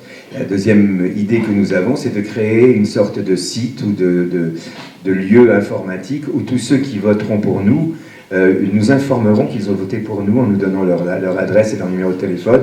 Je ne suis pas certain que tout le monde le fera, mais en tout cas, la menace que nous pourrons arborer vis-à-vis de ceux qui vont frauder, de pouvoir démontrer qu'ils ont fraudé, pourra peut-être les dissuader de le faire. Enfin, c'est ce que nous espérons. Mais bien évidemment, madame, que nous subirons la fraude électorale qui est devenue un fléau mondial, qui est organisé par la CIA, les Américains, les mondialistes, etc. Ce n'est pas un problème français, c'est un problème mondial. Et nous allons, bien évidemment, c'est une de nos priorités, protéger nos voix, les voix qui viendront dans l'urne nous demander de les représenter. Ça, c'est certain. En ce qui concerne l'école, je pense qu'ici, à table, Nora a des choses à dire, je pense que Jules aussi a des choses à dire, mais soyons clairs, nous n'avons pas de programme. Et parce qu'avoir un programme pour les élections européennes est une imposture. Les élus qui siégeront à l'Assemblée européenne siègent dans un contexte où ils n'ont absolument pas la faculté d'agir, mais si nous y allons, nous aurons la faculté de faire obstruction à toutes les magouilles qui seront mises en place par les députés corrompus, les députés renégats, qui sont là pour servir les partis politiques et les lobbies qui financent les partis politiques. Nous ne sommes pas achetables. Donc nous allons nous opposer physiquement, moralement, psychologiquement, publiquement à toutes les magouilles. Et donc, bien évidemment, madame, nous avons une vision pour une école plus juste, une école démocratique, une école qui respecte nos enfants. Ce sont les valeurs que nous défendons. Mais pour que nous puissions défendre ces valeurs à l'avenir dans la société française, il va falloir que nous ayons des élus et que ces élus puissent organiser en France et créer, constituer une masse critique, intelligente, active et capable de s'opposer à la mafia politicienne qui nous opprime. Parce que là, il donne des cours d'éducation sexuelle. Oui, non mais ça c'est plus possible. D'ailleurs, je voudrais que Dieudonné s'exprime sur le sujet, sur l'histoire des... Voilà. Non, mais c'est vrai que j'ai un personnage, justement, un sketch là-dessus. C'est vrai que c'est hallucinant de voir des drag queens ou des trans aujourd'hui dans les maternelles, dans les... peut-être bientôt à l'échographie, ils vont être présents pour... Et donc c'est vraiment, oui, c'est assez hallucinant. Et cette dérive, elle inquiète tout le monde, enfin le monde entier. C'est-à-dire que moi je peux vous le dire, de l'extérieur, quand on est aux Antilles, en Afrique, les gens disent mais qu'est-ce qui se passe en France? C'était le phare de l'esprit du raffinement, la France. Et c'est devenu aujourd'hui le modèle de la vulgarité la plus crasse. Et ça, c'est vrai que c'est évidemment dans le respect de tous ceux qui peuvent souffrir dans différents genres, parce que je pense que c'est beaucoup de souffrance. Oui, c'est de la souffrance psychologique, et donc là-dessus, il y a un respect inévitable à dire ça. Mais c'est vrai que moi j'ai 7 enfants, et je peux vous dire que je connais bien effectivement l'école et les difficultés, enfin moi de l'externe vu en tant que parent d'élève, mais c'est clair que ça ne correspond plus au monde dans lequel nous sommes. Puis il y a un véritable problème, même je pense pour les enseignants, avec l'intelligence artificielle, l'Internet, les cours, je ne sais pas comment vous allez pouvoir résister à cette évolution, alors qu'un élève aujourd'hui qui est équipé d'un petit minimum peut vous répondre en 2 secondes. C'est assez hallucinant. Enfin, il y a tout à réinventer dans ce domaine. Bon, je vais passer la parole parce que puis je vais pas tarder moi à y aller parce que tu sais que j'habite très loin. Hein. Mais bon, je sais qu'il y a encore des questions, mais en tout cas, ça a été vraiment un bonheur pour moi d'être ici, de rencontrer tous ces gens. Ça confirme qu'effectivement, nous sommes dans la bonne direction. Donc, qui veut parler d'éducation? Il y a une personne? Donc, est-ce que quelqu'un a une question à poser à Dieudonné? Je redonne le micro. Le fait d'être humoriste, bon, c'est un avantage pour nous tous, pour vous entendre, mais c'est aussi un inconvénient parce qu'on risque de ne pas vous prendre au sérieux, vous tous qui êtes avec lui, qui le soutenez. C'est une bonne question sur le sérieux. Qu'est-ce qui représente le sérieux dans une société devenue folle? Je ne sais pas. Mais vous avez raison, je suis un humoriste, un histrion qui fait du rêve avec du vent, un utopiste. Je suis un pèlerin de la farce, j'ai toujours aimé voir le sourire sur le visage des gens. Aujourd'hui, je vais amener cette couleur-là, cet esprit-là, dans cette liste-là, parce que je ne suis pas tout seul. Et je crois que c'est bien que c'est une œuvre collective que nous sommes en train de mettre en place, et chacun, dans sa différence, dans son histoire, va amener quelque chose d'important. Moi, je m'inscris aussi dans la démarche de Coluche, un autre humoriste, un autre clown, qui a fait bouger les lignes à sa façon, dans une autre époque. Moi, maintenant, je prends le relais, et sur ces élections, je serai là pour le représenter aussi, parce que je pense que faire rire le monde dans le contexte dans lequel nous vivons, c'est important. Je pense que c'est une soupape indispensable. Et quand on censure le rire, un peuple qui n'a pas le droit de rire de son roi, le bon roi Dagobert qui avait sa culotte à l'envers, on n'a plus le droit de la chanter parce que Macron y refuse tout ce genre de choses. Macron et Jean-Michel, j'ai envie de dire. Pardon, excusez-moi, Brigitte. Je l'ai connu du temps, il était routier. Non, en tout cas, voilà, on aura besoin de rire aussi, et je serai là, et croyez-moi bien qu'on va... Merci en tout cas de m'avoir écouté. Une autre question qui m'est revenue, c'est surtout comment vous allez pouvoir contre-attaquer ou bien parer face, bien sûr, aux attaques des médias, des mainstream qui vont certainement vous attaquer à fond, hein, toutes ces... Oui, alors c'est vrai que je suis peut-être l'élément le plus infréquentable, a priori, comme ça. Ah, il y a toi quand même, il y a Christian aussi. Il y a Christian. Mais bon, alors je ne sais pas si je vais irradier sur mes camarades cette infréquentabilité, mais j'ai l'impression que de toute façon, les gens n'ont plus confiance. Et le fait d'avoir été montré du doigt comme étant le mauvais dans le film, Dark Vador, c'est-à-dire... Dark Vador, à la fin, il devient gentil. Alors peut-être qu'à la fin de l'histoire, si vous voulez, et ces élections vont le permettre, on va s'apercevoir que le fait de montrer du doigt comme ça la direction du mal, c'est pour cacher aussi beaucoup de choses, quoi. Et, donc voilà, je serai là aussi pour démasquer les auteurs de cette farce qui n'est que le mensonge. Nous sommes entourés, malheureusement, hein, nous vivons dans le mensonge. Ce que je dis à mes enfants, quasiment tout ce que vous entendez est faux à la télé. Et c'est... équipés pour recevoir tous les coups. Enfin, moi je pense à vous, vous savez, mais tous les autres. Je pourrais leur donner des petits conseils. Une autre question pour l'ami Dieudonné. Bonsoir tout le monde, on se connaît tous. Bonsoir à toute l'équipe. Alors je crois que c'est pas d'aujourd'hui que l'on se manifeste tout simplement pour changer ces personnes qui finalement sont au gouvernement, qui nous trahissent depuis très très longtemps. Alors aujourd'hui on a l'occasion, la possibilité de pouvoir créer cette unité dans ce cadre de l'unité, bien chacun à nos places. Il va falloir que l'on fasse bruit, bien évidemment, et on parlait des médias.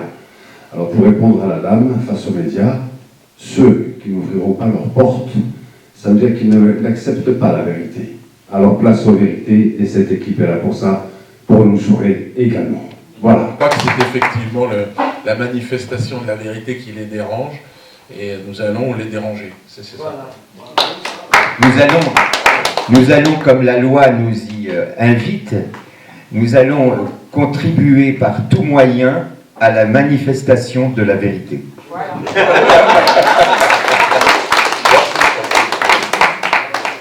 Merci, je te laisse continuer. Ouais. On va libérer Dieudo et je vais le raccompagner, je reviens. L'État, il faut avoir conscience qu'en France, en fait, ce ne sont plus les Français qui décident pour la France, et que du coup, malheureusement, par automatisme, en fait, ce qui se passe en fait, va dans le sens des gens qui nous contrôlent en réalité. Voilà, donc c'est pas plus compliqué que ça. Donc aujourd'hui, il faut que tous on se réveille, qu'on prenne notre pays entre nos mains et qu'on chasse toutes ces choses-là. Et puis c'est tout. Mais il n'y a pas de 36 000 solutions, je pense, malheureusement. Merci. Enfants, enfin, les miens sont grands, mais pour les générations à venir. Et il va falloir que nous travaillions ensemble avec le corps enseignant et qu'ils puissent enfin se permettre. Il va falloir que dans la population, les citoyens de tous bords, de tous statuts sociaux, puissent, social, je sais plus du coup, mince. Il y en a plusieurs, ils sont sociaux.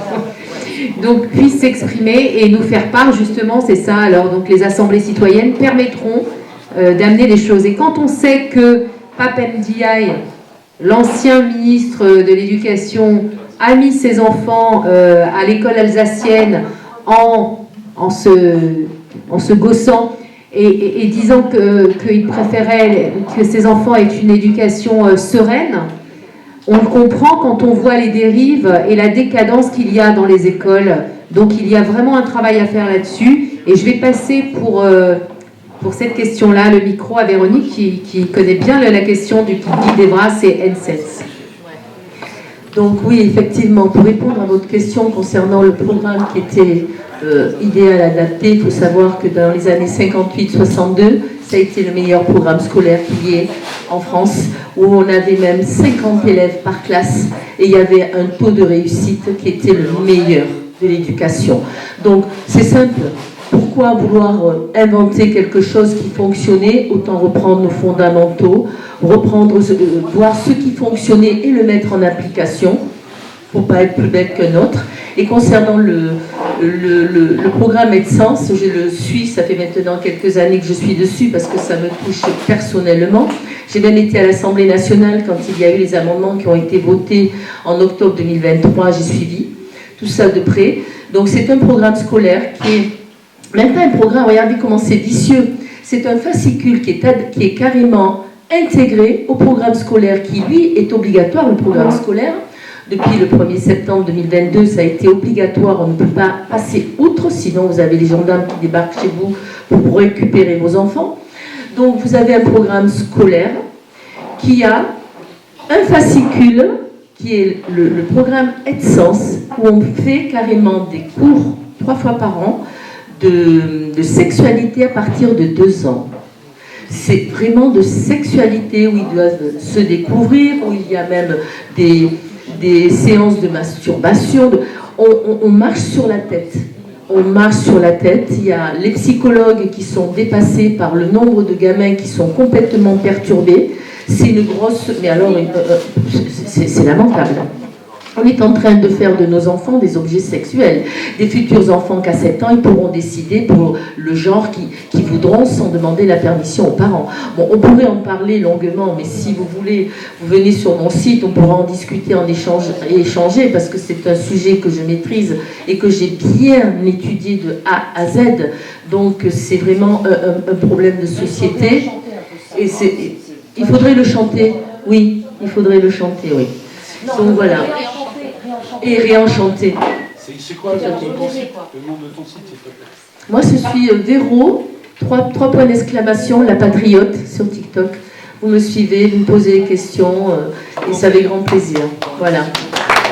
Alors, une petite chose à rajouter, c'est aussi qu'il ne faut pas se faire les complices des histoires d'enlèvement d'enfants à leur famille et qui amènent dans le réseau de la pédocriminalité. Et d'ailleurs, comme le disait tout à l'heure, c'est toi qui le disais, Christian, Pierre Barnarias sort un film là qui s'appelle Les Survivantes. Au secours. Au secours, et ça continue encore. Donc la pédocriminalité, il faut en parler, c'est important. Il y en a qui se battent depuis des années et des mois là-dessus. On ne va pas leur voler mais ça nous touche tous. Voilà.